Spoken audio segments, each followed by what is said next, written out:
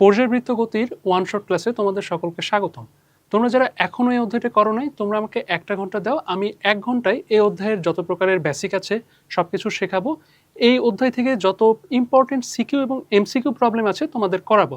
এক কথায় 1 ঘন্টার এই ক্লাসটা করলে তোমরা প্রশ্ন ব্যাংক করলে যে কোনো প্রশ্নে সলভ করতে পারবে, পরীক্ষার 100% প্রিপারেশন হয়ে যাবে। এবং আমি যে সিকিউ এবং এমসিকিউগুলো প্র্যাকটিস করাবো, পরীক্ষায় এখান থেকে হুবহু কমনও পেয়ে যেতে পারো। উচ্ছ্বাস এইচএসসির পক্ষ থেকে প্রত্যেকটা সাবজেক্টের প্রত্যেকটা চ্যাপ্টারের ওয়ান শট ক্লাস আপলোড করা হচ্ছে। তোমরা যারা ইউটিউব থেকে দেখছো তারা কমেন্ট করে জানাও তোমরা কোন সাবজেক্টের কোন চ্যাপ্টারের ক্লাসটি নেক্সটে চাচ্ছ, এবং অবশ্যই সাবস্ক্রাইব করে দাও। আর যারা ফেসবুক থেকে দেখছো তারা ফলো করো এবং কমেন্টে জানাও তোমরা কোন টপিকের উপর ভিডিও চাইতেছো।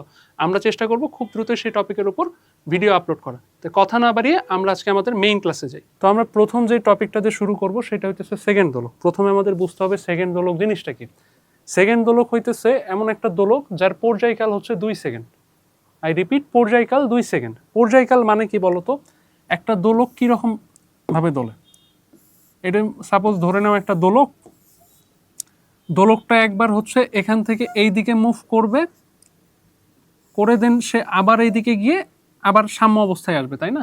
তো এই যে দোলক দোলার সময় দুইটা দোলন হইতেছে, তাহলে অর্ধ দোলন দিতে তার লাগতেছে 1 সেকেন্ড, আর পূর্ণ দোলনে অর্থাৎ পর্যায়কাল বা দোলনকাল যেটা আমরা বলতেছি সেটা লাগতেছে 2 সেকেন্ড। তো সেকেন্ড দোলক আমি তোমাকে কেন বুঝালাম, আমাদের বোর্ড পরীক্ষাগুলো তো সেকেন্ড দোলক থেকে অনেক ম্যাথ আসে। কারণ সেকেন্ড দোলকের ম্যাথগুলো কীরকম আসে, আমাদের সূত্রগুলো কিভাবে জানতে হবে, সূত্রটা আসলে আমাদের চেনা পরিচিত, আমরা 9-10-এ শিখে আসছি, এই টাইপের সূত্র ইউজ করি আমরা। কিন্তু এখানে সমস্যাটা হইতেছে আমাদের মহাকর্ষ অভিকর্ষ অধ্যায়টা শিখছি না, ওই অধ্যায়ের সাথে কোরিলেট করে ম্যাথ দেয়। এখন একটা বলে যে তোমার প্রশ্নে আমরা নেক্সট একটা ম্যাথ করব, তোমরা দেখতে পারবা, তোমাকে বলবে যে একটা পাহাড়ের উচ্চতায় গেছো, পাহাড়ের উচ্চতায় যাওয়ার কারণে কি হয় বলো তো? পাহাড় অনেক উঁচুতে গেলে আমাদের জি এর মান চেঞ্জ হয়। জি এর মান কি হয়? জি এর মান চেঞ্জ হয়, পরিবর্তন হয়, বাড়ে। তো আমরা জি এর মান কীরকম ভাবে চেঞ্জ হয় এটার একটা সূত্র জানি, তো সেই সূত্র আমরা অ্যাপ্লাই করব। এখন সেইটার জন্য দেখা যাচ্ছে জি এর সাথে আছে, আমরা লিখে লিখে করি, তাহলে তোমাদের জিনিসটা ভিজুয়ালাইজ করতে সুবিধা হবে। টি এর আমরা এই সূত্রটা জানি না, বলো তো? টি সমানুপাতিক না, টি সমান সমান দিয়ে লিখি 2π√L/জি। এটা তো জানি, তাই না? এখানে দেখো টি হচ্ছে আমাদের দোলনকাল, জি হচ্ছে অভিকর্ষ ত্বরণ। আমরা যখন পাহাড়ের উপর যাইতেছি, পাহাড়ের উপর গেলে কি হবে? জিটা চেঞ্জ হবে। জি চেঞ্জ হয়ে কি হবে বলো তো? জি কমে যায়, তাই না? জি কমে যায়। এখন জি এর সাথে আমার এই যে টি এর সম্পর্কটা কি, এটা আমাকে বুঝতে হবে। তাহলে আমরা এটাকে একটু উপরে নিয়ে যাই। তো জি কমে যায়, জি এর সাথে টি এর সম্পর্কটা কি রকম দেখলাম আমরা, বলো তো? জি ব্যস্তানুপাতিক 1/জি, মানে টি এর সাথে জি এর সম্পর্কটা হচ্ছে বর্গমূলের ব্যস্তানুপাতিক। তাহলে জি কমে যাওয়া মানে কি? জি কমে গেলে কি হবে বলো তো? টি বেড়ে যায়। সম্পর্কটা তো বুঝতে পারতেছো, ব্যস্তানুপাতিক সম্পর্ক কি হয়, একটা কমলে আরেকটা বাড়ে। এখানে সম্পর্কটা আবার রুট দেওয়া আছে, তো এখানে ঝামেলা একটু বেশি। তাহলে টি বেড়ে যাওয়া ভালো না খারাপ? টি বেড়ে গেলে কি আমার হইতেছে ওই দোলকটা, যে সরল দোলক আমি ইউজ করতেছি, সেকেন্ড দোলক ইউজ করতেছি, সেকেন্ড দোলক কি জোরে জোরে যাবে? না, মোটেও না। সেকেন্ড দোলক বরং আরো যাইতে বেশি সময় নেবে। সে ধীরে ধীরে যাইতেছে, ধীরে ধীরে আসতেছে, তার যাওয়া এবং আশা করতে কি বলতো বেশি সময় লাগবে। তাহলে তখন হয় কি, সেকেন্ড দোলকের সময় যে বলে যে 15 সেকেন্ড ধীরে চলতেছে, তো এই টাইপের আমাদের কথাবার্তা বলে। তো এখান থেকে আমরা প্রথম যে সূত্রটা দেখব সেটা একটু লিখে ফেলি আমরা। টি এর সাথে আমরা এল এর সম্পর্কটা দেখো। এল হচ্ছে আমার কার্যকারী দৈর্ঘ্য, আমার যে দোলক থাকে দোলকের কার্যকারী দৈর্ঘ্য। এল এর সম্পর্কটা কীরকম বলো তো? এল এর সম্পর্কটা আবার কিন্তু সমানুপাতিক। আমি যদি তোমার হইতেছে এল বাড়াইয়া দিই, এটা যদি বৃদ্ধি পাই, তাহলে কি হবে? আমার টিও কিন্তু বাড়বে, যদিও বর্গমূলের সমানুপাতিক হবে, তারপরও এল বাড়লে টি বাড়তেছে। তো তাহলে আমি যদি কোনোভাবে সুতার দৈর্ঘ্য বাড়াই, তাহলে টিও বেড়ে যাচ্ছে। এই সম্পর্কগুলো ইম্পর্টেন্ট। কেন ইম্পর্টেন্ট? আমি একটা সূত্র লিখতে যাচ্ছি, অনেক বড় সূত্র। এই সূত্রটা ইউজ করে তোমার এই টাইপের ম্যাথগুলো ম্যাক্সিমাম সলভ করতে হবে। তো সূত্রটা কিভাবে আসতেছে, কোনটার সাথে কিভাবে সম্পর্কিত, আমি তোমাদের বেসিকটা বোঝানোর ট্রাই করতেছি। একটু মনোযোগ দিয়ে দেখো, আশা করি বুঝতে পারবা। তাহলে আমরা টিতে ছিলাম, তাই না? তাহলে টি নিচে দিলাম হচ্ছে টি ড্যাশ। টি ড্যাশ কি? টি ড্যাশ হইতেছে যে বিভিন্ন কারণে আমার সরল দোলনের দোলনকালটা চেঞ্জ হয়ে যাইতেছে, তাহলে সেই ক্ষেত্রে সেটাকে আমরা টি ড্যাশ দ্বারা লিখতেছি। তাহলে প্রথমে এল এর সাথে সম্পর্কে আসি। এল এর সাথে সম্পর্কে আসলে আমার সম্পর্কটা কীরকম হবে বলো তো? এল এল এর সাথে সম্পর্ক দেখলাম বর্গমূলের সমানুপাতিক, তাইলে এখানে আমরা ডিরেক্ট লিখতে পারি L divided by L dash, কারণ কি সমানুপাতিক সম্পর্ক, ঠিক আছে না? আচ্ছা, ড্যাশটা এখানে দিলাম, এল এর সাথে সমানুপাতিক সম্পর্ক, তাহলে জি এর সাথে সম্পর্কটা কি হবে? জি এর সাথে আমরা সম্পর্কটা দেখলাম ব্যস্তানুপাতিক, জি এর সাথে সম্পর্ক ব্যস্তানুপাতিক হলে জি ড্যাশটা উপরে, জিটা হচ্ছে নিচে, তাহলে জি ড্যাশ উপরে মানে কি? জি ড্যাশ দ্বারা কি বুঝাইতেছে? জি ড্যাশ দ্বারা বুঝাইতেছে যে আমরা পাহাড়ের উচ্চতায় নিয়ে গেছি, উচ্চতায় নিয়ে যাওয়ার কারণে আমার জি কমে গেছে, জি এর মান কমে গেছে, যার কারণে আমার দোলনকালটা প্রভাবিত হয়েছে। আমি যে বড় সূত্রের কথা বলতেছিলাম তার অর্ধেক পার্টটা আমি মোটামুটি লিখছি এখানে, আশা করি এতটুকু বুঝতে পারছো। এতটুকু বুঝতে পারলে আমরা হচ্ছে এইবার জি এর সাথে আমরা যে মহাকর্ষ অভিকর্ষ অধ্যায় পড়ছি না, আমাদের যে যে পাহাড়ের উচ্চতার একটা সম্পর্ক আছে, তাহলে সেই সূত্রটা কি বলতো? জি তোমার G dash equal to R divided by R plus H whole square into G. আমি খুব বেশি ভুল না হইলে এইটাই সূত্র। তো এখান থেকে দেখো G dash divided by G equal to কি লেখা যায়? এটা লেখা যায় তো, তাই না? এখানে একটা স্কোয়ার হবে। আর এখন এখানে দেখো আমার এখানে কি আছে বলতো? এখানে আমার রুট দেয়া আছে। যদি রুট দেয়া থাকে তাহলে আমি এখানে কি করতে পারি? আমি এটাকে এক পাশে নিয়ে আসি, তাহলে তোমাদের বুঝতে সুবিধা হবে।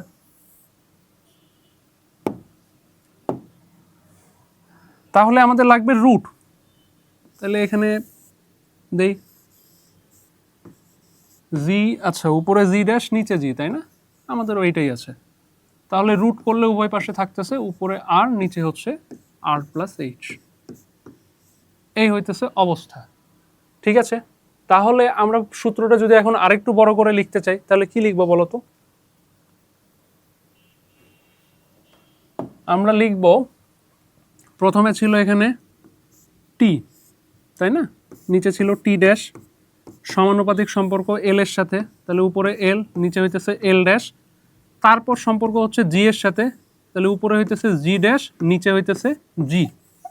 তাহলে এখানে দেখো আমরা যে উপরে আরেকটা সম্পর্ক পাইলাম, এই যে পাহাড়ের উচ্চতা, তোমাকে অনেক সময় এই দোলনকালের ব্যাপার স্যাপার দিয়ে বলো যে পাহাড়ের উচ্চতা নির্ণয় করো, তখন আমরা এই যে এই সম্পর্কটা খাটাইতে পারবো, আর প্লাস এইচ, এই হইতেছে ঘটনা। এখনো কিন্তু আমার এই সূত্র সম্পূর্ণতা পাইনি, এই সূত্রের আরো একটু কাহিনী বাকি আছে, তো সেই দিকে আমরা অগ্রসর হবো। আশা করি এতটুকু বুঝতে পারছো।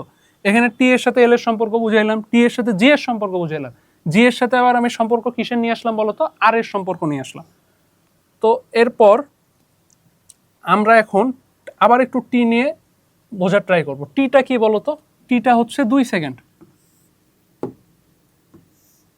টি হচ্ছে 2 সেকেন্ড, কারণ কি আমার এটা হচ্ছে সেকেন্ড দোলক, সেকেন্ড দোলকের হচ্ছে দোলনকাল হচ্ছে 2 সেকেন্ড, তাহলে অর্ধ দোলনকাল কত হবে বলতো?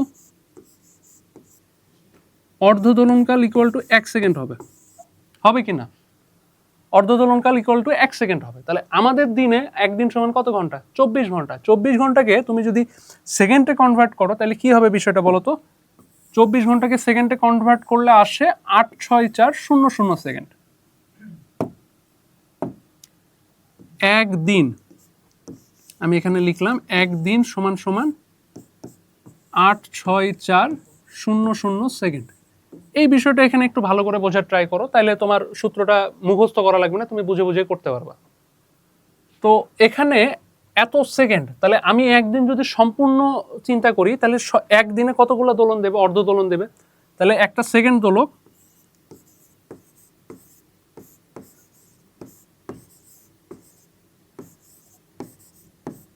একদিনে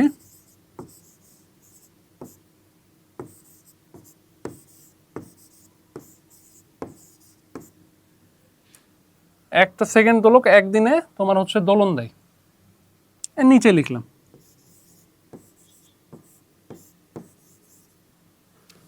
এটা হচ্ছে আমাদের আপাতত অবস্থা। তাহলে একটা সেকেন্ড দোলক কি দেখতেছি? একদিনে দোলন দেয় 86400টি, কারণ টোটাল দিনের সেকেন্ডের সংখ্যা হচ্ছে 86400 সেকেন্ড। তো এখন কোনো কারণ তো কি কারণ বললামই, জি এর মানটা চেঞ্জ হইতেছে। আমি যখন পাহাড়ের উচ্চতায় যাইতেছি জি আমার কি হচ্ছে বলতো, জি কমে যাইতেছে, জি কমে গেলে দোলনকাল বাড়তেছে, দোলনকাল বাড়লে কি হবে বলতো, দোলকটা ধীরে ধীরে চলবে। তাহলে এখন তোমাকে মনে করো কোনো কারণে প্রশ্নে বলা থাকলো হচ্ছে একদিনে হচ্ছে তোমার ওই ইয়েটা দোলকটা, আচ্ছা সংখ্যা না দে, আমরা এখানে একটা প্রতীকী চিহ্ন ইউজ করি, এন সেকেন্ড ধীরে চলে, ঠিক আছে না, এন সেকেন্ড ধীরে চলে, একদিনে এন সেকেন্ড ধীরে চলে আমার সরল দোলক। তাইলে এখানে বলো তো অতএব তাহলে 86400টি অর্ধ দোলন দিতে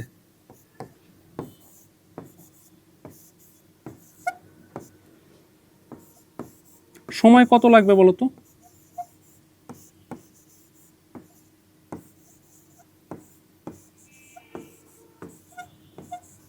সময় লাগবে আমাদের হচ্ছে 86400 প্লাস এন সেকেন্ড।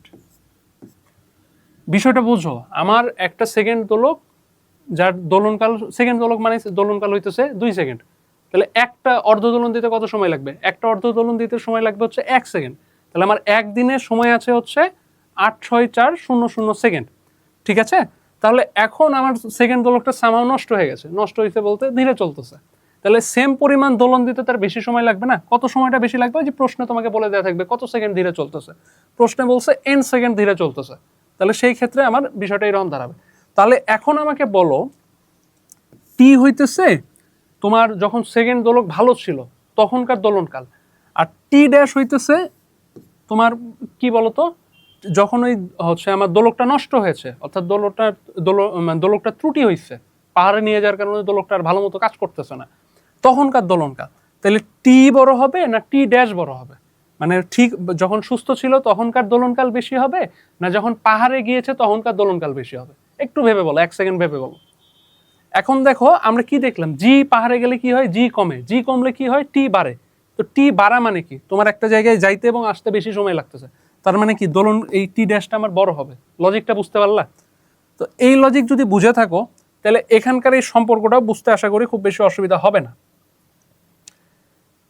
তাহলে বলো তো আমার দোলনকালের সাথে অর্ধ দোলন দেওয়ার যে সম্পর্কটা, অর্ধ দোলনের যে সংখ্যাটা বা সময়টা, এটা সমানুপাতিক না? দুইটাই সেকেন্ড, মানে সময়েরই ভিন্ন ভিন্ন পার্ট একে অপরকে রিপ্রেজেন্ট করতেছে। তাইলে আমি যদি এটা লিখি, যখন আমার টি ছিল অর্থাৎ সুস্থ ছিল, যখন দোলকটা যখন স্বাভাবিক ছিল, তখন তার হচ্ছে অর্ধ দোলন, এক দিলে অর্ধ দোলনের সংখ্যা কত ছিল? এটা ছিল হচ্ছে 86400। আর আমার যখন জিনিসটা ত্রুটিপূর্ণ হয়ে গেল তখনকার তার যে অর্ধদোলনের সংখ্যা বেশি দিতে হচ্ছে না, মানে অর্ধদোলন বলছি কেন, তোমার সারাদিনে যে অর্ধদোলন দিতে তার যে সময় লাগতেছে, এটা কিন্তু সংখ্যা না, এটা হচ্ছে যে সময়। এই জিনিসটা হইতেছে তোমরা গোলায় ফেলতে পারো, এটা হচ্ছে সময়, ঠিক আছে? এটা হচ্ছে সময়। আমার হচ্ছে সারাদিনে যখন সুস্থ থাকে তখন আমার অর্ধদোলন দিতে, মানে এতগুলো অর্ধদোলন দিতে এতগুলো সময় লাগতেছে, আর যখন অসুস্থ হয়ে যাইতেছে বা অস্বাভাবিক হয়ে যাইতেছে, ত্রুটিপূর্ণ হয়ে যাইতেছে, তখন আমার সময় লাগতেছে একটু বেশি। এতটুকু তো বুঝতে পারছো? এতটুকু বুঝতে পারলে দেখো আমাদের অর্ধেক মানে সমস্ত কাজই বলা চলে হয়ে গেছে। আমরা যেই সূত্রে যাইতে চাইতেছিলাম আলটিমেটলি সেই সূত্র আমরা এখন পেয়ে যাব। আমাদের সেই মহাসূত্র হইতেছে এবার T divided by T dash equal to আমাদের কত বলো তো? আমাদের এখানে আমরা প্রথমে এল এর সাথে সম্পর্ক লিখছিলাম, এল এর সাথে সমানুপাতিক এল ড্যাশ, জি এর সাথে ব্যস্তানুপাতিক, উপরে জি ড্যাশ নিচে জি। আর আমরা আরেকটা সূত্র দেখলাম, সেটা হচ্ছে R divided by R plus H, তাই না? এটা গেল উচ্চতার সাথে সম্পর্ক। এবার দেখো উচ্চতার সাথে যদি সম্পর্ক এইটা হয়, এইবার কি হবে, আমাদের এই যে এই সম্পর্কটা নিলাম না, এই সম্পর্কটা এখানে লিখে দেব। এই সূত্রটা তুমি যদি মনে রাখতে পারো, এই সূত্রটা তুমি যদি মনে রাখতে পারো, তোমার এই সেকেন্ড দোলকের আর কোনো ম্যাথে আটকাবে না। আমি কি বুঝাইতে পারলাম? এই সূত্রটা মাথায় রাখলে পাহাড়ের উচ্চতায় সেকেন্ড দোলক নিয়ে যে যা যা ইচ্ছা বলো, কোনো অসুবিধা নেই। এই সূত্রটা জাস্ট মনে রাখবা, তোমার কোনো ম্যাথ আটকাবে না। আমরা এই যে প্রথম যে প্রশ্নটা সলভ করব এখন, এই প্রশ্নটাও এই সম্পর্কিত। পাহাড়ে একটা দোলক নিয়ে যাওয়া হয়েছে, দোলক নিয়ে যাওয়ার পর দেখা গেছে যে একটা নির্দিষ্ট সময় সে ধীরে চলতেছে, তো সেখান থেকে আমাদের পাহাড়ের উচ্চতা বের করতে বলছে। আমরা নেক্সটে দেখবো। আশা করি এই পর্যন্ত বুঝতে পারছো। তো চলো আমাদের প্রথম প্রশ্নটা শুরু করা যাক। প্রথম প্রশ্ন এসেছে ময়মনসিংহ বোর্ড 2025 সালে। এটা একটা সেকেন্ড দোলকের ম্যাথ। প্রশ্নটা পড়ি আমরা। একজন পর্বতারোহী একটি সেকেন্ড দোলক নিয়ে সে পর্বতের চূড়ায় গেছে। এখন দেখতেছে যে তোমার যে ঘড়িটা নিয়ে গেছে সেই ঘড়িতে হচ্ছে দৈনিক 15 সেকেন্ড ধীরে চলতেছে। সেকেন্ড দোলক ধীরে চলতেছে 15 সেকেন্ড। কয়েকটা জিনিস ইম্পর্টেন্ট এখানে। একটা হচ্ছে সেকেন্ড দোলকটা কি বুঝতে হবে আমাদের, তারপর সেটা আবার দৈনিক। এখানে ঘন্টায় বলতে পারতো, এটা খেয়াল রাখবে দৈনিক বলছে না ঘন্টায় বলছে। যেহেতু দৈনিক বলছে, তারপর বলছে যে তাই তিনি পর্বতের চূড়ায় ঘড়িটি যাতে সঠিক সময় দেয় কোনো একটা ব্যবস্থা নিছে, পৃথিবীর ব্যাসার্ধ তোমাকে বলে দিচ্ছে। তো এই জিনিসটা খেয়াল রাখবে, পৃথিবীর ব্যাসার্ধ বলে দিলে যেই মানটা দিবে সেই মানটাই বসাইতে হবে। যদি না বলে আমাদের মুখস্থ মান যেটা আছে সেটা বসাবো। যদি বলে দেয় এবং দেখা যাইতেছে মানে কোনো ভ্যারিয়েশন আসে, তাহলে তোমাকে প্রশ্নের মানটাই বসাইতে হবে। এটা খুব কেয়ারফুলি দেখবা।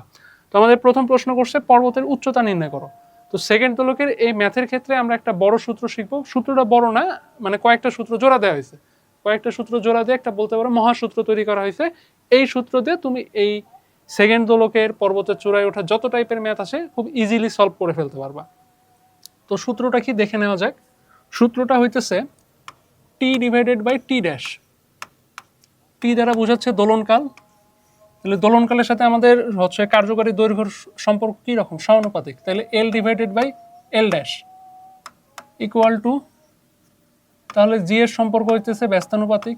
জি বসাইলাম। এবার ওই যে পর্বতের চূড়ার জন্য জি এর যে সূত্রটা আছে সেই সূত্রটা নিয়ে আসো। সেই সূত্র নিয়ে আসলে কি হয়, উপরে আর নিচে হইতেছে R+H গেল।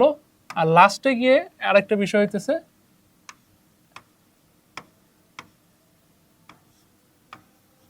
এইটাই হচ্ছে আসল জিনিস। আচ্ছা,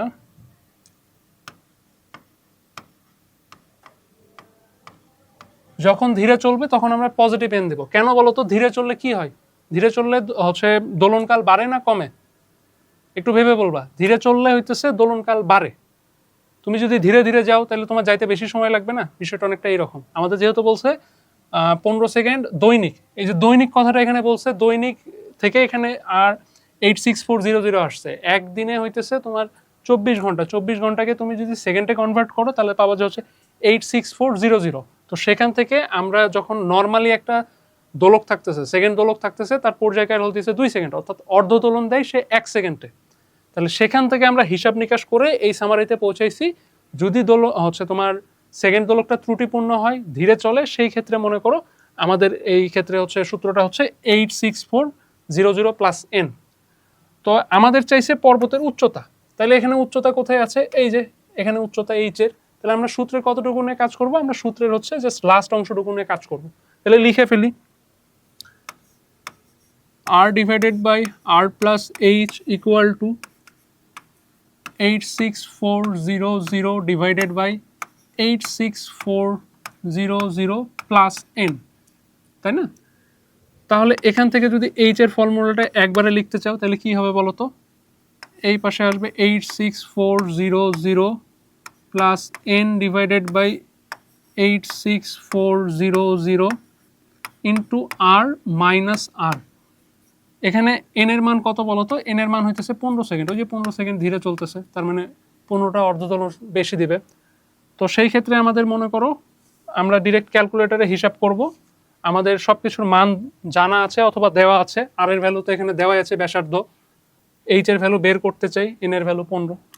ভ্যালুটা কত আসতেছে বলো তো? এইচ এর ভ্যালুটা আসতেছে হচ্ছে 1, এটা আসতেছে মিটারে। আমরা চাইলে কিলোমিটারে কনভার্ট করে নিতে পারি, সেটা তোমার ইচ্ছা।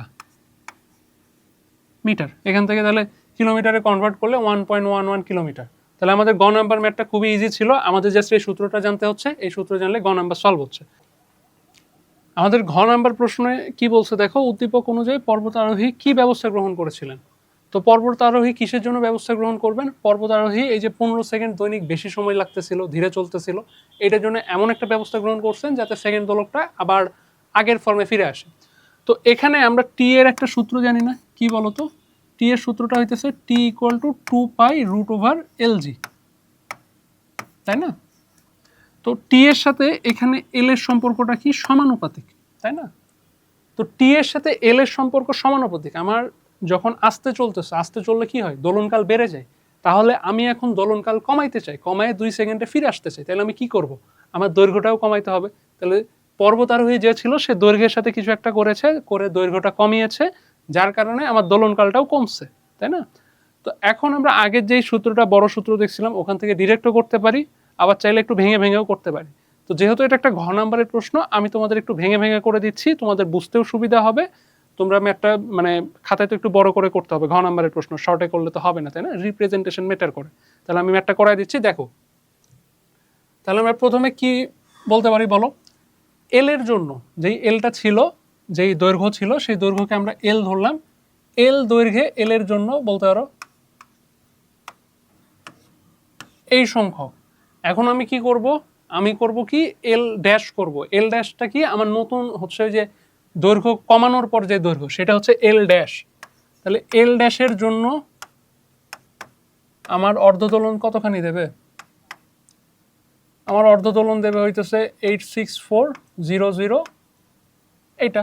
তাহলে এটা যদি দিতে পারে তাহলেই তো আমার সেকেন্ড দোলক যেটা ছিল সেটা আগের ফরম্যাটে ফিরে আসবে, দোলকটা ঠিক হয়ে যাবে। তাহলে এখান থেকে আমরা একটা হচ্ছে অনুপাত লিখতে পারি, L divided by L dash. আচ্ছা হ্যাঁ, এল ড্যাশ।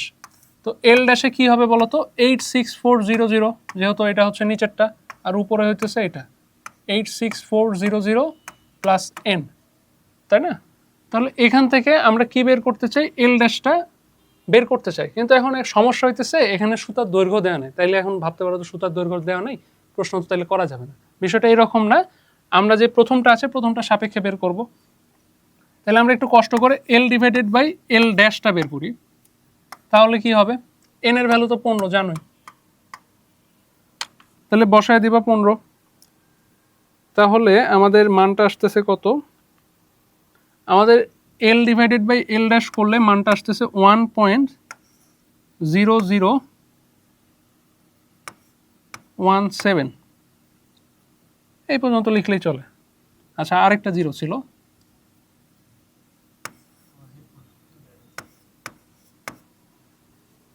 এটা হচ্ছে আমাদের নতুন দৈর্ঘ্য। তাহলে এল ড্যাশ ইকুয়াল টু, যদি আমি ডিরেক্ট লিখতে চাই তাহলে একটু উল্টায় ভাগ করে লিখো।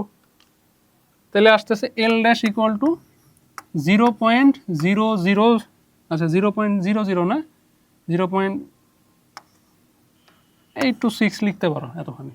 তো এটা হইতেছে আমার যে আগের দৈর্ঘ্য ছিল তার সাপেক্ষে তার এত গুণ। তুমি প্রশ্নের উত্তরে এইভাবে লিখতে পারো যে পূর্বের দৈর্ঘ্যে 0.9999862 গুণ করলে, এই ব্যবস্থা গ্রহণ করলে আমাদের হইতেছে যেই পর্বতারোহী ছিল সেই পর্বতারোহী আগের সেকেন্ড দোলকটা ফিরে পাবে। তো এইটাও বলতে পারো, তুমি যদি প্রশ্নের কোয়ালিটি আরেকটু বেটার করতে চাও, তুমি আরেকটা জিনিস করতে পারো। সেটা হইতেছে তুমি শতাংশে প্রকাশ করলা। শতাংশে প্রকাশ করলে কি হবে বলো তো? আমরা শতাংশে প্রকাশ করলে এল মাইনাস এল ড্যাশ করবো, ডিভাইডেড বাই এল করে 100 দিয়ে গুণ করবো। তাহলে আগের যে ইয়েটা ছিল সেটার কত পার্সেন্ট করতেছে একটা ভালো ধারণা পাওয়া যাবে। তো এইভাবে করাটাই বেটার হবে। আমি সাজেস্ট করবো শতাংশে প্রকাশ করবা। তোমরা বড় হইছো, একটু স্মার্টলি উত্তর করবা।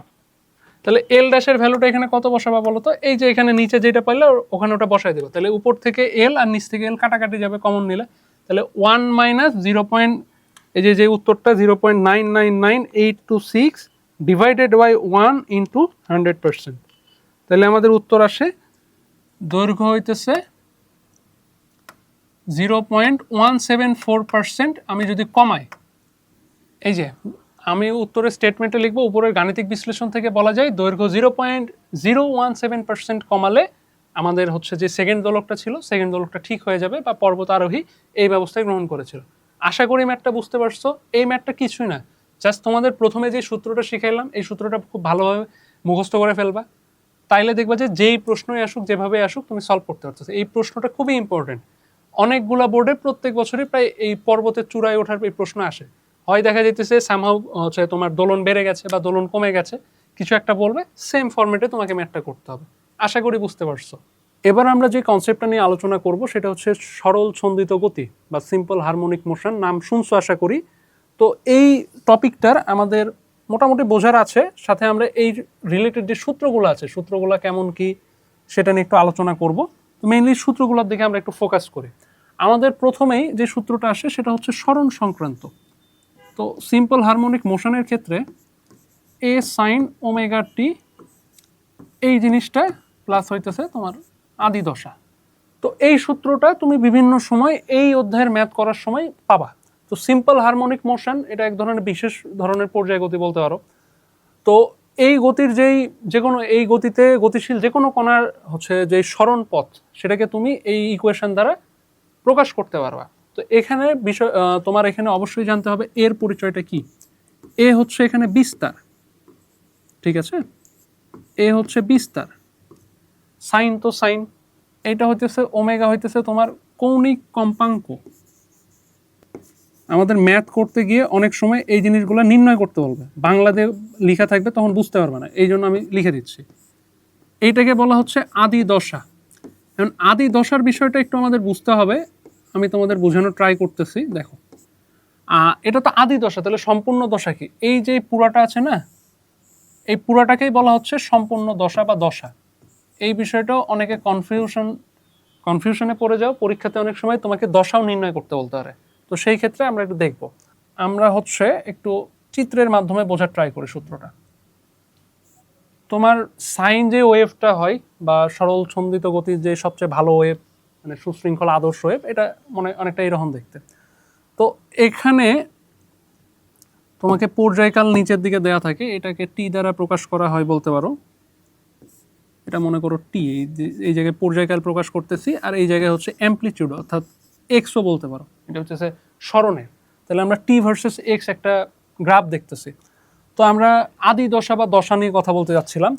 তোমার বিন্দুটা যখন এইখানে থাকে তার পর্যায়কাল হইতেছে 0, ঠিক আছে। তো এই যে এইখানে আসতেছে এটা হইতেছে পর্যায়কাল, তখন আমরা লিখতে পারি এই জায়গায় π/4। আচ্ছা আমি একটু বড় করে লিখি এই জায়গায়, এটা হচ্ছে π/4, ঠিক আছে। তাহলে এইটা কত? এটা হবে π/2। তোমরা এটাকে একটা বৃত্তর সাথে তুলনা করেও পড়তে পারো। তো এইটা কত হবে এখানকার পর্যায়কাল? এটা হবে হচ্ছে তোমার, নিচে লিখি 3π/2। আর এইটা কত হবে বলো তো? এটা হবে 2π। তো তোমাকে এটা অনেক সময় যে বৃত্তীয় মাধ্যমে তুলনা করেও পড়ানো হয়। বিষয়টা দেখতে অনেকটা এইরকম, তুমি ওই যে ত্রিকোণমিতি করার সময় যে রকম চতুর্ভাগ বিষয়গুলো পড়ে আসছে অনেকটা এইরকম। তোমার মনে করো কোনো একটা বস্তুর তার যাত্রাকাল যদি এখান থেকে শুরু হয়, তাহলে তার যাত্রাকাল মনে করো 0, এই তার হচ্ছে π/2, আর এইটা হইতেছে শুধু পাই, এটা হচ্ছে শুধু পাই। এবার ঠিক আছে, তাহলে দেখো তুমি যখন এখান থেকে এতখানি পর্যন্ত গেছো, তুমি হচ্ছে তোমার দশা চেঞ্জ হয়েছে 90 ডিগ্রি পর্যন্ত। তাহলে এখানে এসে এই জন্য কত বলো তো? তোমার হচ্ছে যখন তুমি এই পর্যন্ত গেছো তখন হচ্ছে তোমার দশা হচ্ছে π/2। এখান থেকে যখন তুমি এখানে এসেছো, এই যে আমি এটার সাথে রিলেট করে করে পড়ি, তুমি যখন এই যে এতটুকু মাত্র গেছো তখন কি হবে? তখন π/2। এখান থেকে যখন এই পর্যন্ত এসেছো তখন কি হবে বলতো? তখন তুমি যে বৃত্তর সাথে তুলনা করো, তুমি এই জায়গায় এসেছো, তোমার দশা হবে তখন কি বলতো? শুধু পাই। এরপর এখান থেকে আবার নিচে নেমেছো, তুমি এখানে যদি আবার নিচে নামো তাহলে তোমার দশা কি হবে বলতো? 3π/2। আর তুমি এখান থেকে যখন এই পর্যন্ত যাবা তখন তোমার দশা হবে কত? 2π, ঠিক আছে। তো তুমি এই যে এখান থেকে শুরু করে এই পর্যন্ত গেলা, এই যে দূরত্বটা, এই দূরত্বটাকে বলা হচ্ছে তরঙ্গ দৈর্ঘ্য। এটাকে প্রকাশ করা হয় ল্যামডা দ্বারা, ঠিক আছে। তো তুমি এক তরঙ্গ দৈর্ঘ্য পরিমাণ দূরত্ব অতিক্রম করতে যে সময়টা নিচ্ছ সেটাকে বলা হচ্ছে কি বলতো? সেটাকে বলা হচ্ছে তোমার দোলনকাল। তাহলে তোমার এই যে এখানে আমি যে টি এর ইয়েটা লিখছিলাম না, তো আমি যদি এখানে টিটা আরও বেটার করে লিখতে চাই, আমি অন্য একটা কালি নেই। এই যে এই বরাবর তোমার তাহলে কত হবে বলো তো? এই বরাবর তো আমরা বুঝলাম দোলনকালটা হচ্ছে টি, তাহলে এটা মাঝামাঝি জায়গা ছিল। তাহলে এই মাঝামাঝি জায়গায় আমার এটা কত হবে বলো তো? t/2। তাহলে তারও অর্ধেকে কত হবে? এটা হবে t/4, ঠিক আছে। এই বরাবর তুমি যদি চিন্তা করো, এই আদি দশায় যখন তার t/4, তাহলে এই দশাটাই যখন এই দশায় হলে কত হবে বলো তো? তখন হচ্ছে আমার 3/4t, ঠিক আছে। তাহলে এইখান থেকে এই পর্যন্ত দূরত্বটাকে বলতেছি আমরা পূর্ণ তরঙ্গ। তো পূর্ণ তরঙ্গ হলে তার যে দৈর্ঘ্যটা সেটা হচ্ছে তরঙ্গ দৈর্ঘ্য ল্যামডা, তাকে বলা হচ্ছে 1 ল্যামডা। তার এখান থেকে এই পর্যন্ত যাইতে যে সময়, সেই সময়টাকে বলা হচ্ছে পর্যায়কাল। তাকে এখান থেকে পর্যন্ত টি দ্বারা প্রকাশ করা হয়েছে। তাকে 4টা স্লটে ভাগ করা হয়েছে, প্রত্যেকটা স্লট যাইতে তার 1/4 সময় করে লাগতেছে। এই জন্য আমরা T/4, T/2, 3T/4 তারপর ফাইনালি টি দ্বারা প্রকাশ করতেছে।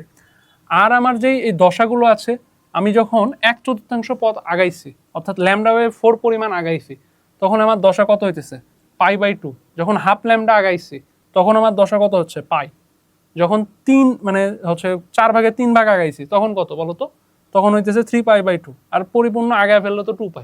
আশা করি এতটুকু বুঝতে পারছো। আমরা আবার ওই মেইন সূত্রটাতে ফিরে যাই।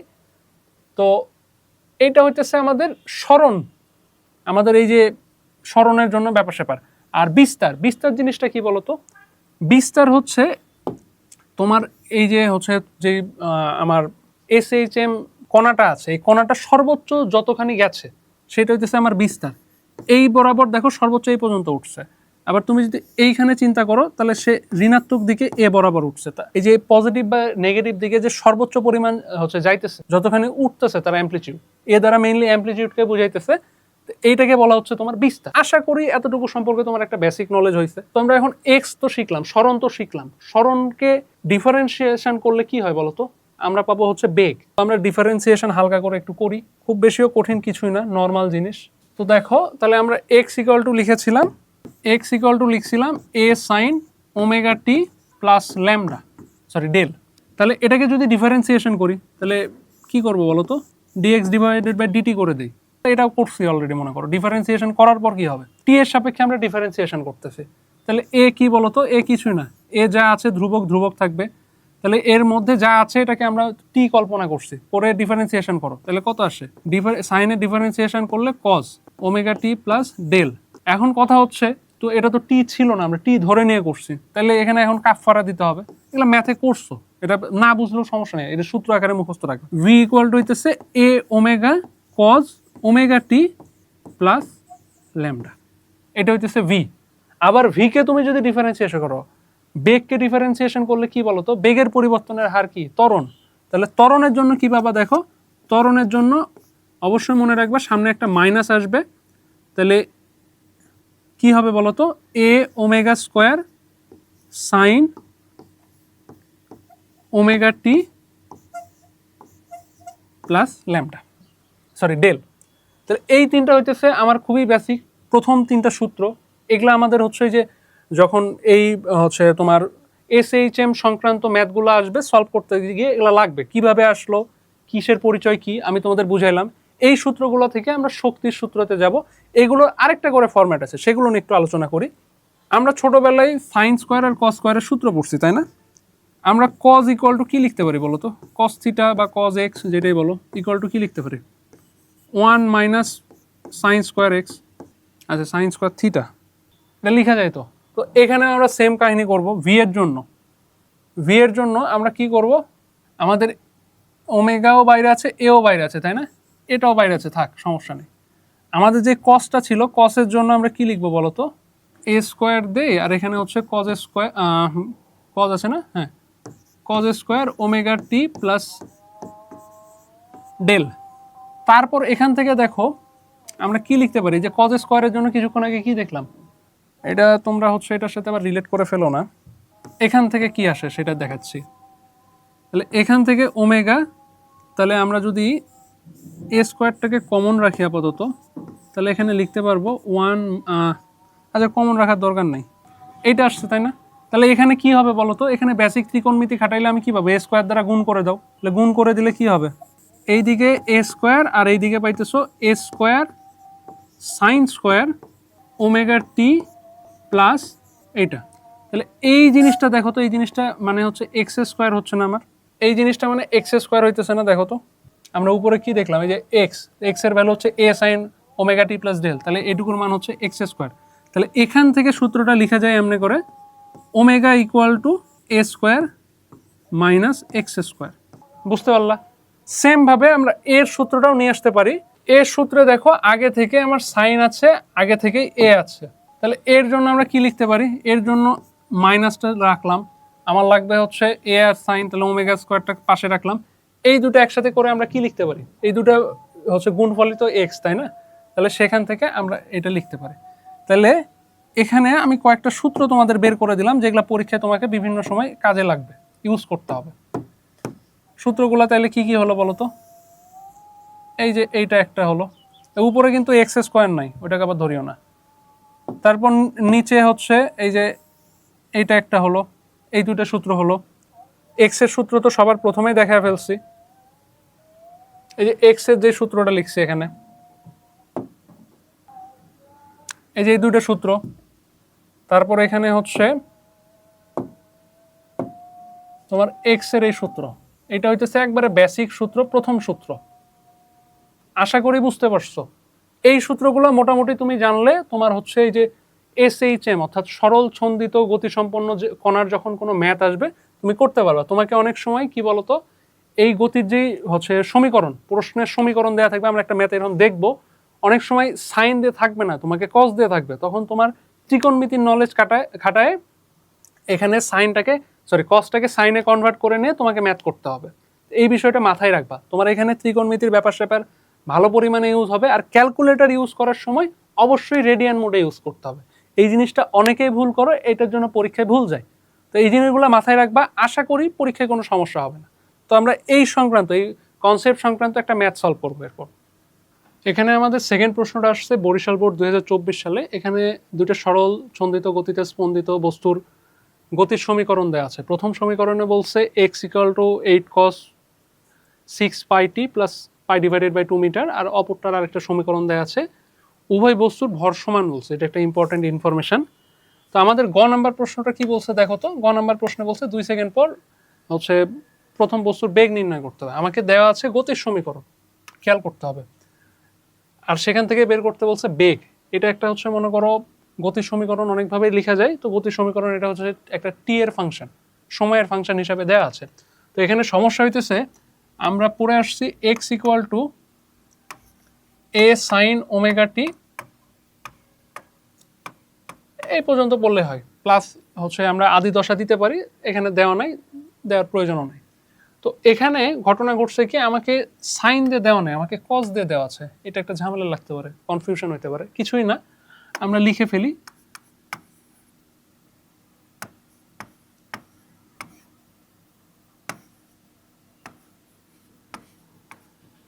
π/2। π/2 মানে কত বলো তো? π/2 মানে হইতেছে 90। তো এখন তুমি কজ 90 প্লাস সামথিং করলে কি হয় বলো তো? আমরা ছোটবেলায় ত্রিকোণমিতিতে শিখছি, সাইন হয়ে যায়, এইটাই। তাহলে এই ক্ষেত্রে হবে 8 sin 6 π/t। এইটা হইতেছে আমাদের গতির সমীকরণ, মানে সরণ যে এক্স এর সমীকরণ। এখন চাইছে হচ্ছে বেগের সমীকরণ 2 সেকেন্ড পর। তাহলে বেগ ইকুয়াল টু আমরা কি জানি বলো তো? বেগ ইকুয়াল টু জানি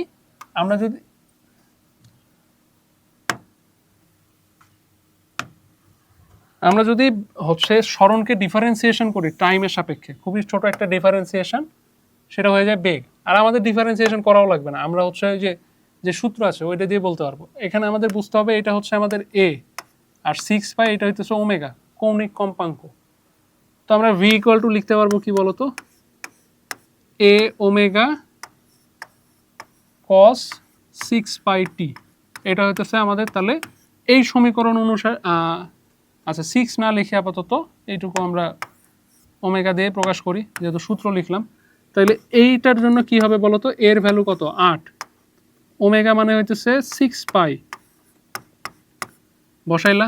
তারপর হচ্ছে কজ বসাইলে এখানে কত হবে বলতো? ওমেগার ভ্যালু আবারও 6 পাই টি। তো এটা করার পর এখানে কি চাইছে? আমার এখানে বলছে 2 সেকেন্ড পর। তাহলে সূত্র পেয়ে গেছি, এবার জাস্ট টি এর জায়গায় তুমি 2 বসাবা।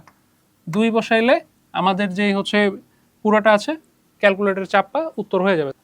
তাহলে ক্যালকুলেটর ইউজ করার সময় অবশ্যই বিষয়টা রেডিয়ান মোডে নিয়ে কাজ করবা। তাহলে এই ক্ষেত্রে আমাদের কত আসতেছে উত্তর? 48 পাই আসতেছে, কনভার্ট করলে আসে হইতেছে 15079 আছে, আমি 8 লিখে দিলাম। যেহেতু মিটার এককে আছে সেহেতু মিটার পার সেকেন্ড। এই ছিল গ নম্বরের প্রশ্ন। জাস্ট তোমাকে এক্স এর সূত্র আর ভি এর সূত্র জানলেই সলভ হয়ে যাবে। আর উদ্দীপকে কস দেওয়া আছে, এই বিষয়টা খেয়াল রাখবা। কস থাকলে সেটাকে সাইনে কনভার্ট করে নিব অবশ্যই। তো আমরা ঘ নাম্বার ম্যাথটা দেখি।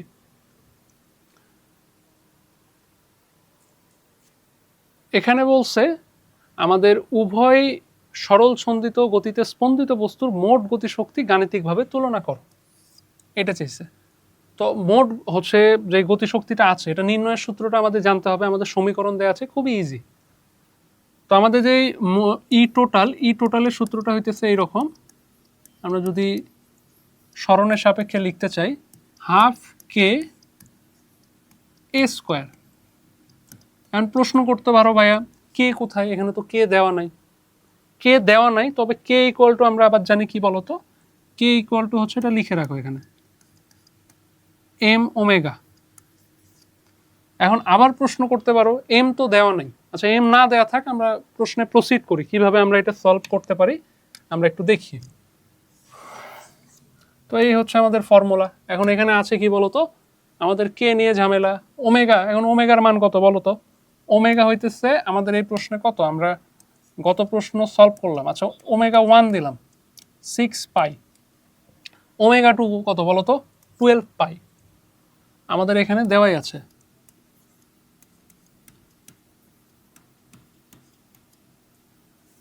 এ কত বলতো, এ হচ্ছে আমাদের A1 হচ্ছে প্রথম প্রশ্ন অনুসারে কত 8, আর A2 কত বলতো, A2 হইতেছে সেকেন্ড প্রশ্নে যে 10।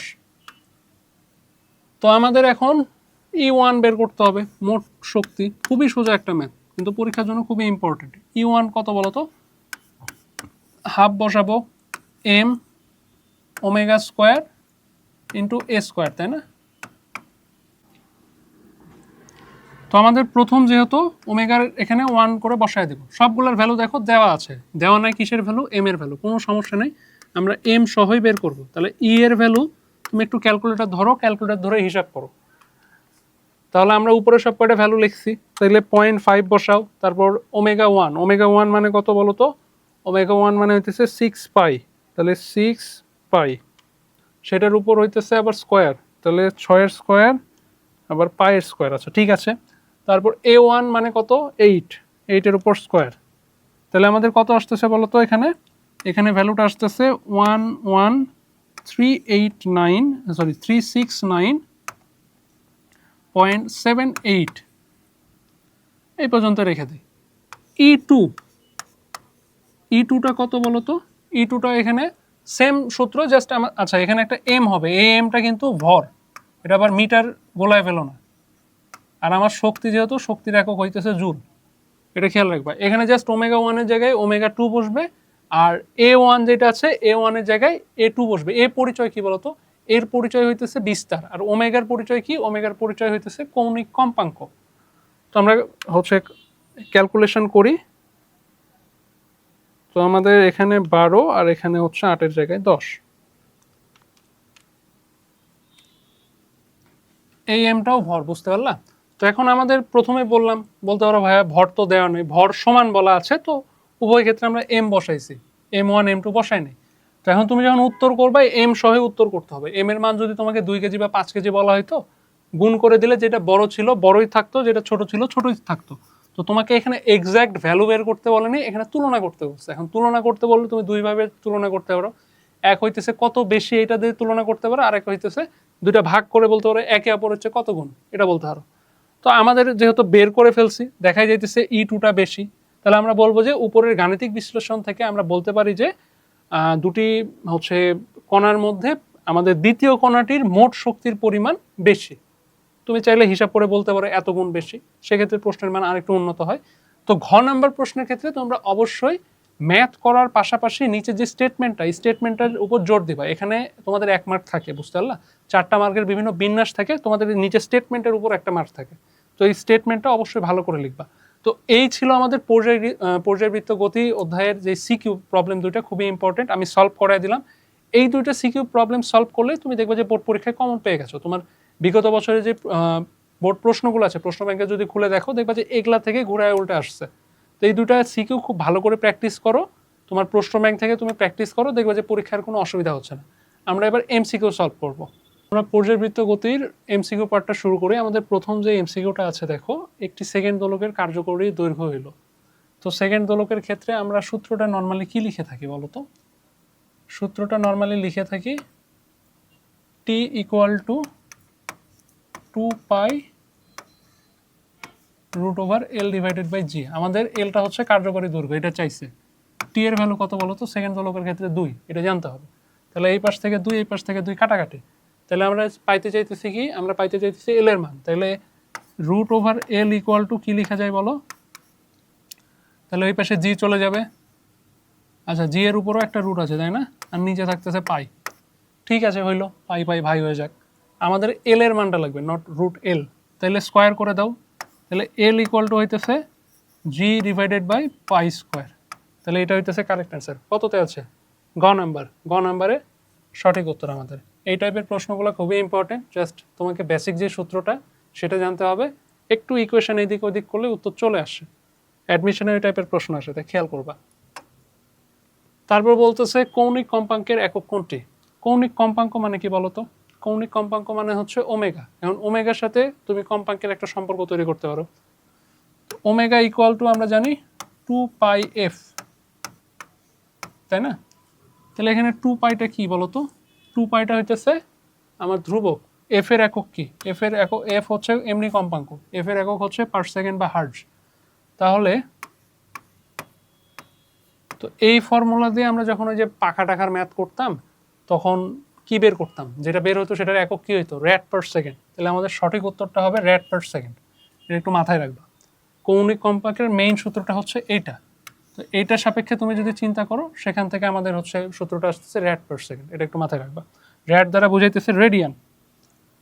তারপর 3 নাম্বার, দেখে অনেক বড় ম্যাথ, অনেক জটিল ম্যাথ মনে হতে পারে, কিছুই না। এখানে বলছে অনেকগুলো তথ্য দেওয়া আছে, একটা দোলকের ছবি টবি দেওয়া আছে, বলছে যে উদ্দীপকের আলোকে নিচের কোন তথ্যটি সত্য। আমরা তথ্য আপাতত না পড়ি, দেখি সলভ করতে পারি কিনা। এ বিন্দুতে বিভব শক্তি সর্বোচ্চ, এটা হচ্ছে এ বিন্দু। উপর থেকে একটা বিন্দু এমনি এমনি এমনি করে পড়তেছে। তো উপরে ছিল গতিশক্তি, উপরে ছিল বিভব শক্তি, নিচে আসলে সম্পূর্ণ গতিশক্তিতে রূপান্তরিত হবে। তাহলে এ আমার সঠিক উত্তর না। তারপর বলছে বিন্দুতে বিভব সর্বোচ্চ, সি হচ্ছে এই বিন্দু, এটাও সঠিক না। তারপর বলছে বি বিন্দুতে শুধুমাত্র গতিশক্তি আছে, এই কথাও সঠিক না, হইল না। তাহলে কি বলতো? আমাদের এই যে খ নাম্বার যেটা আছে এটা হচ্ছে কারেক্ট অ্যান্সার। তুমি যদি অন্যভাবে চিন্তা করো, একটা সিম্পল হারমোনিক মোশনের ক্ষেত্রে কি হয়? আমাদের যে সাম্য অবস্থাটা থাকে, এটা কি বলতো? সাম্য অবস্থা না? আমি যদি সরল দোলকের দোলন ব্যবস্থা চিন্তা করি, এটা হচ্ছে সাম্য অবস্থা। সাম্য অবস্থায় আমাদের ত্বরণ শূন্য হয়, সেই ক্ষেত্রে খ নাম্বারটা হচ্ছে কারেক্ট অ্যান্সার। আশা করি বুঝতে পারছো। আমরা নেক্সট প্রশ্ন দেখি। সরল ছন্দিত গতি অর্থাৎ এসএইচএম এর সরণ পুনরাবৃত্ত হয় কত সময় পর পর? খুবই সুন্দর প্রশ্ন। তো এখানে বলছে সরণ পুনরাবৃত্ত। সরণ হচ্ছে পুনরাবৃত্ত কখন হবে বলতো? আমার যখন একটা পর্যায়কাল কমপ্লিট হবে তখন আবার সেম দিকে যাওয়া শুরু করবে না? এটা যদি একটা ওয়েভ হয়, এটা হচ্ছে আমার টোটাল একটা ল্যামডা। ল্যামডা আবার কখন পুনরাবৃত্ত হবে? যখন সে পুরো পর্যায়কাল পার করবে। তাহলে টি হচ্ছে সঠিক উত্তর। এখন কথা হইতেছে টি এর ভ্যালুটা কি আমাদের এখানে দেওয়া আছে? আমরা একটু দেখি টি ইকুয়াল টু আমরা কি লিখতে পারি বলতো? আচ্ছা, টি এর সাথে অনেক কটা বিষয় জড়িত, আমাদের অন্য সূত্র দিয়ে যেতে হবে। টি এর ওই সূত্র লিখলে হবে না, আমাদের ওমেগা যেহেতু আছে ওমেগার সূত্রটা লিখি। আমরা ওমেগার এরকম একটা সূত্র জানি, 2πf। এফ ইকুয়াল টু তুমি কি লিখতে পারো? এফ ইকুয়াল টু লিখতে পারো 1 ডিভাইডেড বাই টি। সেখান থেকে তুমি যদি টি এর ভ্যালু বের করতে চাও তাহলে কি হবে বলো তো? টি ইকুয়াল টু এই পাশে পাঠিয়ে দাও 2π ডিভাইডেড বাই এফ, এফ বলছে কেন, ওমেগা। তাহলে এটা কোথায় আছে? কত নাম্বার অপশন? আমরা এখানে সম্ভবত অপশন ভুল দেওয়া আছে, কোনোটাই সঠিক উত্তর না। আমাদের এইটা হচ্ছে মেইন সূত্র। সেইখান থেকে আমরা কি দেখলাম? আমাদের হচ্ছে ফর্মুলা হচ্ছে এফ ইকুয়াল টু হচ্ছে 1/t, কম্পাঙ্ক আর পর্যায়কাল বলতে পারো যে একে অপরের ব্যস্তানুপাতিক সম্পর্ক। সেইখান থেকে যদি আমরা গঠন করতে চাই তাহলে টিটা এই পাশে তোমার চলে যাইতেছে, টি এই পাশে চলে যাইতেছে, তাহলে টি এর জায়গায় ওমেগা যাবে, 2π ডিভাইডেড বাই ওমেগা। এটা হচ্ছে সঠিক উত্তর। তাহলে 2π, ও আচ্ছা, ঘ নাম্বার উত্তর, এইটা হইতেছে কারেক্ট। তারপর বলছে সরল ছন্দিত গতিসম্পন্ন একটি কণার গতির সমীকরণ তোমাকে দেওয়া আছে। আমরা সিকিউ প্রবলেমে দেখলাম পর্যায়কাল 30 সেকেন্ড, টি, এটা টি এর ভ্যালু বলে দিচ্ছে, আদি সরণ এত হলে কণাটির কৌণিক কম্পাঙ্কের মান কত হবে? কৌণিক কম্পাঙ্ক মানে কি বলতো? ওমেগার মান তোমাকে চাইছে। তো আমরা এখানে ওমেগার ভ্যালু বলে দেয়া নাই, কিন্তু দেখতে পারতেছো এখানে তা না বলে আমাদের আরো কিছু জিনিসপত্র দেওয়া আছে, এটা দেওয়া আছে আর এটা দেওয়া আছে। আমরা যে কিছুক্ষণ আগে একটা সূত্র দেখলাম, T equal to 2π divided by omega, তাই না? উল্টা করো, omega equal to 2π divided by T. তাহলে এখানে পাই হইতেছে পাই আর 2 উপরে 30 হইতেছে নিচে, তাহলে 2 দ্বারা কাটলে 15, পাই ডিভাইডেড বাই 15। এখন কোনটা পাই ডিভাইডেড বাই 15 হয় দেখি, 209, ক নাম্বার কারেক্ট অ্যান্সার। তারপর বলছে যে কোনটির আদি দশা কত। আদি দশা মিন করে হচ্ছে এটা। আদি দশা মানে হইতেছে যখন আদি দশা বের করতে বলবে তোমাকে, গ নাম্বার প্রশ্ন এগুলো বের করতে দিতে বলে, টি ইকুয়াল টু 0 সময়ে যে দশাটা সেটাকে বলা হচ্ছে আদি দশা। তাহলে আমরা টি এর ভ্যালু এখানে কিন্তু 0 বসাবো। আমরা ওই প্রশ্ন থেকে কি পাইলাম, হচ্ছে ওমেগার ভ্যালু হচ্ছে 0 পয়েন্ট, আচ্ছা ওমেগার ভ্যালু লাগবেই না এখানে ব্যবহার করা। তাহলে ওয়াই ইকুয়াল টু আমাদের হচ্ছে কত বলতো, আদি সরণ বলা আছে, আদি সরণ হইতেছে 0.05। আদি সরণ মানে হইতেছে টি ইকুয়াল টু 0 সময়ে যে সরণটা হয়েছে। তাহলে এটা বসাই, আমাদের 10 এখানে, সাইনের মান হইতেছে ওমেগা টি এর ভ্যালু এখানে 0 বসবে, এর এখানে কত এটা। তাহলে এখান থেকে হিসাব করো, অবশ্যই রেডিয়ান মোডে নিয়ে হিসাব করিও। আর সরি এখানে ডিগ্রি মোডে আছে, রেডিয়ান থেকে নিয়ে তাহলে ডিগ্রিতে কনভার্ট করতে হবে, ডিগ্রি মোডেও হিসাব করতে পারো। তাহলে 0.05 ডিভাইডেড বাই 10, এটার সাইন ইনভার্স 0.286, সবগুলোর ক নাম্বার হয়ে যাইতেছে। তারপর বলছে কি দেখো, সরল ছন্দিত স্পন্দনের ক্ষেত্রে নিচের কোনটি সর্বোচ্চ বেগ নির্দেশ করে। বেগের সূত্র তোমাকে জানতে হবে আগে। তো এখানে এ ওমেগা দিয়ে আছে, তাহলে আমাদের ওই সূত্রটা জানতে হবে, V equal to omega A square minus x square. এখন দেখো এক্স এর সাথে কি সম্পর্ক, ব্যস্তানুপাতিক সম্পর্ক। এক্স যত কম হবে, এক্স এর ভ্যালু 0 হইলে আমার হচ্ছে ভি ম্যাক্স হয়। এক্স এর ভ্যালু 0 বসাও, তাহলে ভি ম্যাক্স ইকুয়াল টু, এটা মুখস্থই থাকে, তো আমি তোমাকে একটু ডিটেলসে করে দেখালাম। তাহলে ওমেগা এ, রুটের কারণে স্কোয়ার কাটা যায়, তাহলে কোনটা সঠিক উত্তর বলো তো, এ ওমেগাও বলতে পারো, এটা হচ্ছে সঠিক উত্তর। 8 নাম্বার, এখানে কি বলছে দেখো, আমি একটু সূত্রটা লিখে রাখছি তোমাদের সুবিধার্থে। সরল দোলকের সাহায্যে পাহাড়ের উচ্চতা নির্ণয়ের জন্য সমীকরণটি কত। আমি ওই যে তোমাকে প্রথম সিকিউতে একটা বড় সূত্র শিখাইলাম না, মহাসূত্র বললাম, ওই সূত্রটার একটা পার্ট হইতেছে এটা, বা তুমি ওই যে মহাকর্ষ অভিকর্ষ থেকে ওই সূত্রটা লিখতে পারো। তো এখানে আমার লাগবে হচ্ছে এইচ এর ভ্যালু, তাই না, এইচ ইকুয়াল টু কি বের করতে হবে। তাহলে এইচ ইকুয়াল টু এখানে একটু বের করো তো। তাহলে এইচ ইকুয়াল টু তুমি 8টা কমন নাও, তাহলে এই পাশে থাকতেছে রুট ওভার উপরে G divided by G dash -1 into R. এই সূত্রটা এখানে কোনটার সাথে মিলতেছে বলো তো, রুট আছে উপরে জি, রুট আছে উপরে জি, নিচে জি ড্যাশ -1, তাহলে খ নাম্বার হচ্ছে কারেক্ট অ্যান্সার। তোমার প্রশ্ন পারার জন্য তোমাকে অবশ্যই বেসিক সূত্রগুলো জানতে হবে। আমি প্রশ্নগুলো চটচট করে কেন সলভ করতে পারতেছি, কারণ আমি সূত্রগুলো জানি। তুমি সূত্র না জানলে পরীক্ষার হলে কখনোই প্রশ্নের উত্তর করতে পারবে না।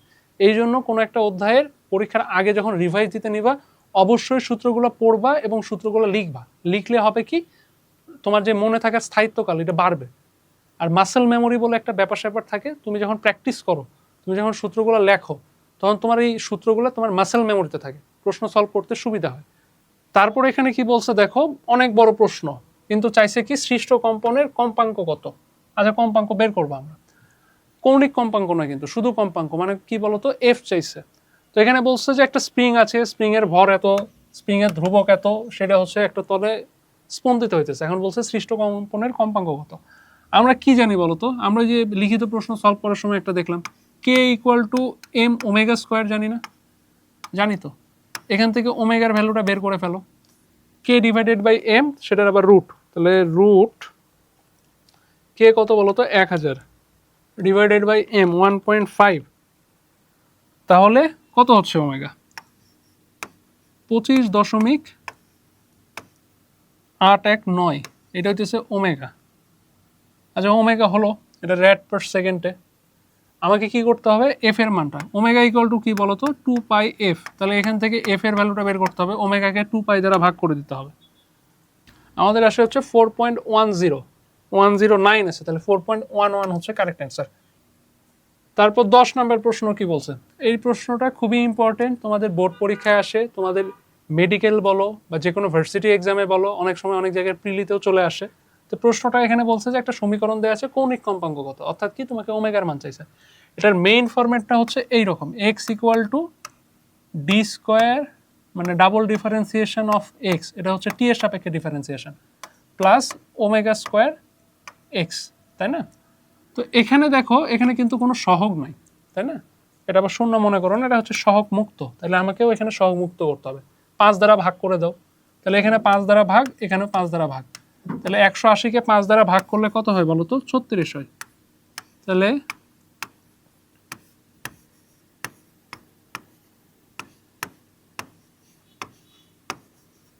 এটা হচ্ছে ব্যাপার স্যাপার। এটা আবার অনেকে ভুল করে 36 দাগায় ফেলো আবেগপ্রবণ। 36 উত্তর না, ক নাম্বারে দেখো 36 উত্তর আছে, কিন্তু 36 না। এখানে চাইছে ওমেগা, এটা হচ্ছে ওমেগা স্কোয়ার, সূত্রের সাথে তুলনা করে এটা হচ্ছে ওমেগা স্কোয়ার। তাহলে ওমেগার মান কত হবে বলো তো? রুট করে দাও, এটাকে রুট করলে কত হয়? তাহলে ওমেগা করলে হবে 6। 6 হচ্ছে কারেক্ট অ্যান্সার, কৌণিক কম্পাঙ্ক, তাহলে 6 হচ্ছে কারেক্ট অ্যান্সার। আচ্ছা, খুবই ভালো প্রশ্ন, এটাও অ্যাডমিশনে আসতে পারে এই টাইপের প্রশ্ন। একটি সরল দোলকের দোলনকাল 100% বৃদ্ধি করার জন্য তার দৈর্ঘ্য, কার্যকরী দৈর্ঘ্য কত বৃদ্ধি করতে হবে? তোমাকে আগে জানতে হবে টি এর সাথে এল এর সম্পর্ক হইতেছে সমানুপাতিক, মানে বর্গমূলের সমানুপাতিক। সেখান থেকে তুমি লিখবা সরল দোলকের দোলনকাল 100% বৃদ্ধি করেছে। 100% বৃদ্ধি করা মানে কি? এই কথার অর্থ হচ্ছে মানে ডাবল করা। তো এগুলা যদি চটচট করে একটু শর্টে মারতে পারো তাহলে দেখবে যে এমসিকিউ সলভ করতে কম সময় লাগতেছে। তাহলে এটা হচ্ছে আমার নতুন দোলনকাল, এটা হচ্ছে পুরাতন দোলনকাল। তাহলে আমার L2 এর মানটা আমি বের করতে চাই, তাই না? তাহলে এটা L2 বসাও, এখানে L1 বসাও। আমার বলছে যে কার্যকারী দৈর্ঘ্য কতখানি বৃদ্ধি করতে হবে। তাহলে এখানে কাটো, 2 থাকতেছে, স্কোয়ার করে দাও, 4 হয়ে যাইতেছে। তাহলে L2 divided by L1 equal to 4। এখান থেকে তুমি যদি ক্যালকুলেশন আরেকটু প্রসিড করো, এই হচ্ছে তোমরা ছোটবেলায় যোজন বিয়োজন শিখছো না, ওইভাবে L2 মাইনাস L1 করে দাও ডিভাইডেড বাই L1। তাহলে কত হয় বলো তো? উপরে হইতেছে 3, নিচে হইতেছে 1, এটাকে 100% দ্বারা গুণ করো, তাহলে এটা কত হচ্ছে? 300 হচ্ছে। তাহলে 300% হচ্ছে কারেক্ট অ্যান্সার। তোমরা ম্যাথটা চাইলে এভাবে সলভ করতে পারো। ম্যাথটা অনেকবার রিপিট হয়েছে, ম্যাথটা করতে করতে মুখস্থ হয়ে যাওয়ার কথা। তারপরের প্রশ্ন হচ্ছে আমাদের, একটি সরল দোলক ওই আবার পাহাড়ের চূড়ায় নিয়ে যাওয়া হয়েছে। দোলক ঘড়ি পাহাড়ের চূড়া হতে পাহাড়ের পাদদেশে আনা হলো। পাহাড়ের যে চূড়া ছিল, চূড়া থেকে পাদদেশে আনছে। এখন ঘটনায় কোনটা কোনটা সত্য হচ্ছে দেখো। তো এখানে বলছে যে দোলনকাল হ্রাস পাবে। এখন তোমার কি হইতেছে, জি এর সাথে টি এর সম্পর্কটা কি রকম বলো তো? জি এর সাথে টি এর সম্পর্কটা হইতেছে বর্গমূলের ব্যস্তানুপাতিক, তাই না? তো এখানে আমার যখন পাহাড়ের উপর থেকে পাহাড়ের নিচে আনতেছি, আমার জিটা উপরে কম ছিল, নিচে বাড়ছে। তাহলে জি বাড়লে কি হয়? জি বাড়লে টি কমে, তার মানে দোলনকাল কমে গেছে। তাহলে দোলনকাল হ্রাস পাবে, এটা ঠিক। সময় হারাবে আর সময় লাভ করবে। তো আমাদের সূত্রটা কি ছিল বলতো? আমি যখন পাহাড়ের উচ্চতায় নিয়ে যাব T divided by T dash, তাহলে সেই ক্ষেত্রে আমার সূত্রটা ছিল এরকম, G divided by G dash divided by G. আর এই ক্ষেত্রে ছিল তোমার 8, 6, 4 প্লাস এন। উপরে নিয়ে গেলে আমার কি হয়? উপরে নিয়ে গেলে আমার হইতেছে দোলনকাল, তোমার জি এর ভ্যালুটা কমে যায়। জি এর ভ্যালু কমলে কি হয়? দোলনকাল তোমার হচ্ছে বেড়ে যায়। সেই ক্ষেত্রে আমার কি হয়? আমার সময় হচ্ছে বেড়ে যায়। এন এর মানটা, অর্ধ দোলনের সংখ্যা একদিনে কি হইতেছে? বেড়ে যাইতেছে। তাহলে আমি করছি কি, আমি হচ্ছে দোলকটাকে নিচে নিয়ে আসছে। নিচে নিয়ে আসলে কি হয়েছে? নিচে নিয়ে আসলে আমার জি হচ্ছে বেড়ে গেছে। জি বাড়লে কি হবে বলতো? জি বাড়লে আমার টি হচ্ছে কমে যাবে। টি কমলে কি হবে? একদিনে বেশি হচ্ছে দোল দিবে। বেশি দোল দিলে কি হবে? সময় লাভ করবে। তাহলে আমাদের সঠিক উত্তর কি হচ্ছে বলতো? 1 আর 3। মেইন বিষয়টা হচ্ছে তোমাকে সে যে প্রথমে যে সূত্রটা শিখালাম, সূত্রটা মাথায় রাখতে হবে। সূত্রটা মাথায় রাখলে তুমি কি হবে বলতো? আমরা হচ্ছে যখন সলভ করব, এই যে পাহাড়ের যখনই ম্যাথ আসবে ওই সূত্রটা নিয়ে আসবা, একটার সাথে আরেকটা কোরিলেট করবা, তাহলে বুঝতে পারবা। আশা করি ম্যাথটা বুঝতে পারছো। তো আমাদের এমসিকিউ পার্ট এতটুকুই ছিল। আশা করি তোমরা দুইটা সিকিউ এবং এই যে ইম্পর্টেন্ট এমসিকিউগুলো করালাম খুব ভালো করে করছো, নোট ডাউন করছো। তো তোমরা করবা কি, এই ম্যাথগুলাই বারবার প্র্যাকটিস করবা। পরীক্ষার আগে এই সূত্রগুলো বারবার লিখে লিখে প্র্যাকটিস করবা, এগুলো থেকে কমন আসবে। ধন্যবাদ।